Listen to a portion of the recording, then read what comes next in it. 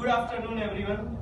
મારું નામ છે ઋષભ વાઘેલા. હું શ્રીમતી એસએન્સ ઓફ ફાર્મસી કોલેજનો એક વિદ્યાર્થી છું. તો હું મારા ટોપિક વિશે તમને કંઈક એવું કહેવા માંગુ છું કે તે તમને સાંભળીને જ એવું થશે કે આ શું છે, આ શું કહી રહ્યું છે. બરોબર છે. મારો ટોપિક છે impact of artificial intelligence on our life. શું તમે ખરેખર તમારા મગજથી એવું વિચારો, તમારા માઇન્ડને ડેવલપ કરીને વિચારો કે શું ખરેખર આર્ટિફિશિયલ ઇન્ટેલિજન્સ આપણા જીવન પર અસર કરશે કે નહીં? હા કે ના? બે પોસિબિલિટી થઈ શકે છે. એક તો છે હા, એક છે ના. તો હું અત્યારે પહેલા તમને એ સમજાવીશ કે શું નાની અંદર આપણે ફાયદાઓ વિચારતા હોઈએ છીએ, પણ હું અત્યારે એમ કહીશ કે અત્યારે એનો અર્લી ફેઝ છે. જેમ કે આપણે આ ફોન છે, આપણો ફોન જ્યારે અર્લી ફેઝની અંદર આવ્યો હતો ત્યારે આપણને એ પણ ખબર નથી કે ફોન યુઝ કઈ રીતે કરે. આજે 10 વર્ષ બાદ એટલે કે આ ફોન એટલો આપણા ઇમ્પોર્ટન્ટ થઈ ગયો છે કે આપણે સવારમાં ઉઠીને તરત જ આપણે ફોન જોઈએ છે. બસ આ જ આર્ટિફિશિયલ ઇન્ટેલિજન્સ જોડે થવાનું છે. એ અત્યારે અર્લી ફેઝ છે એટલે આપણને એટલું બધું ઇમ્પેક્ટ લાગતો નથી, પણ આગળ જતા જ્યારે ફ્યુચરમાં એ એટલો ડેવલપ થશે કે એ આપણા જીવન પર અસર કરી શકે છે.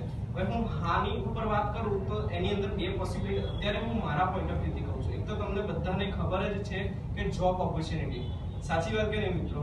જો આર્ટિફિશિયલ ઇન્ટેલિજન્સ એટલે કે કૃત્રિમ બુદ્ધિ છે કે આપણે એક સ્ટોરીથી હું તમને સમજાવું આર્ટિફિશિયલ ઇન્ટેલિજન્સ. તમે નાનપણમાં એક સ્ટોરી સાંભળી હશે, એક ચિરાગો જન્યામ તમે ઘસો એમાંથી એક જીન બહાર આવતો હતો અને પછી એ કે જો હુકુમ મેરે આકા, એટલે તમે એને એટલું હાર્ડ કામ કહો ને એ બી કરી શકે નાના સમય એટલે ઓછા સમયની અંદર અને કોઈ પણ મિસ્ટેક કર્યા વગર. તો બસ આ જ છે એઆઈ કે તમે એને તમે કોઈ બી કામ આપો ને તો એ કરી શકે છે. તો એના કારણે જોબ ઉપર અસર થશે. અને બીજું હું કહું તો કે રોબોટિક્સ. મિત્રો હજુ આપણે એ જાણતા નથી કે રોબોટ શું કરી શકે છે. આપણે એ જ જાણીએ છીએ કે રોબોટ શું નથી કરી શકતા. રોબોટ એ જાણે છે મશીન લર્નિંગ. મશીન લર્નિંગ એટલે કે એની જાતે ડેવલપ થાય છે.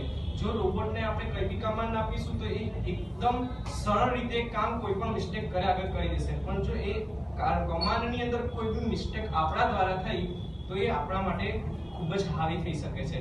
જો હું કોઈ રોબોટને એમ કહું કે મને પાણી પીવા માટે મને ગ્લાસ આપ, તો એ કોઈ બીજા મિસઅન્ડરસ્ટેન્ડિંગથી કોઈ બીજા વેમાં એ જોઈ લેશે અને પૂરેપૂરો અફેક્ટ કરશે. અને આ જ મોટામાં મોટી ભૂલ છે. હવે આપણે એઆઈ નો ફિયર કે જોબ જતી રહેશે એવો ફિયર રાખીને આપણે એવું નથી કરવાનું કે એઆઈ નો યુઝ નહીં કરીએ.